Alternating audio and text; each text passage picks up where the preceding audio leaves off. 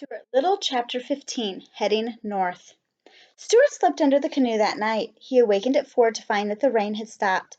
The day would break clear. Already the birds were beginning to stir and make bright sounds in the branches overhead. Stuart never let a bird pass without looking to see if it was Margalo.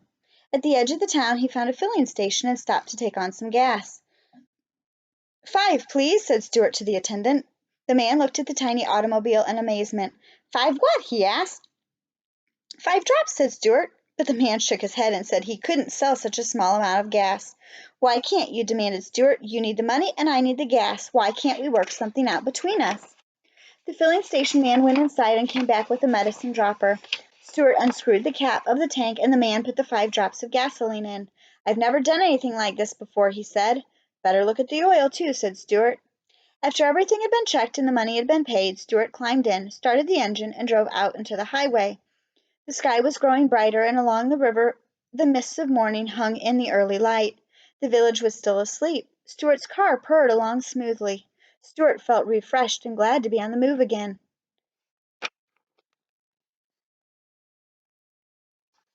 Half a mile out of town the road forked. One road seemed to go off toward the west, the other road continued north. Stuart drew up to the side of the northbound road and got out to look at the situation over. To his surprise, he discovered that there was a man sitting in a ditch leaning against a signpost.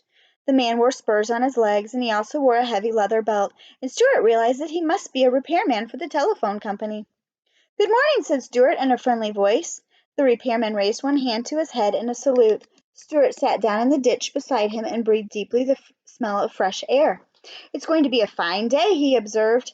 "Yes," agreed the repairman, "a fine day. I'm looking forward to climbing my poles." "I wish you fair skies and a tight grip," said Stuart. "By the way, do you ever see any birds at the top of your poles?"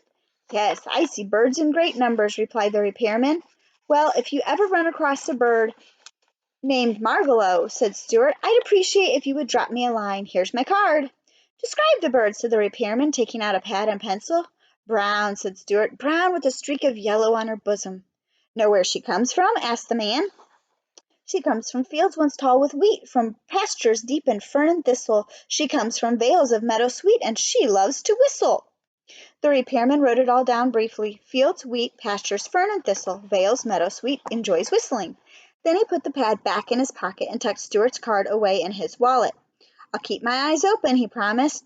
Stuart thanked him. They sat for a while in silence. Then the man spoke. "Which direction are you headed?" he asked. "North," said Stuart. "North is nice," said the repairman. "I've always enjoyed going north. Of course, southwest is a fine direction, too." "Yes, I suppose it is," said Stuart thoughtfully. "And there's east," continued the repairman. "I once had an interesting experience on an easterly course. Do you want me to tell you about it?" "No, thanks," said Stuart. The repairman seemed disappointed, but he kept right on talking. "There's something about north," he said, "something that sets it apart from all other directions. A person who is heading north is not making any mistake, in my opinion." "That's the way I look at it," said Stuart. "I rather expect that from now on I shall be traveling north until the end of my days." "Worse things than that could happen to a person," said the repairman. "Yes, I know," answered Stuart. "Following a broken telephone line north, I have come across some wonderful places," continued the repairman. "Swamps where cedars grow and turtles wait on logs, but not for anything in particular. Fields bordered by crooked fences broken by years of standing still. Orchards so old that they have forgotten where the farmhouse is.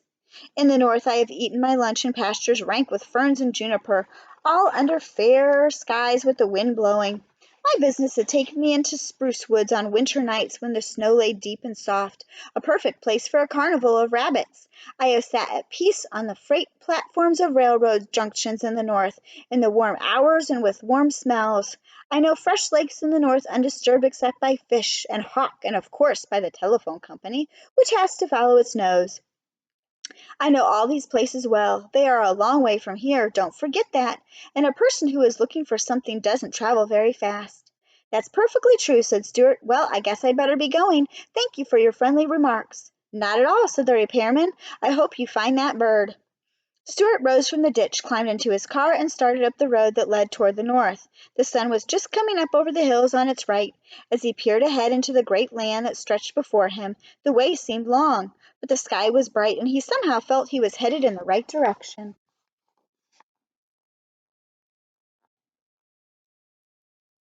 The end.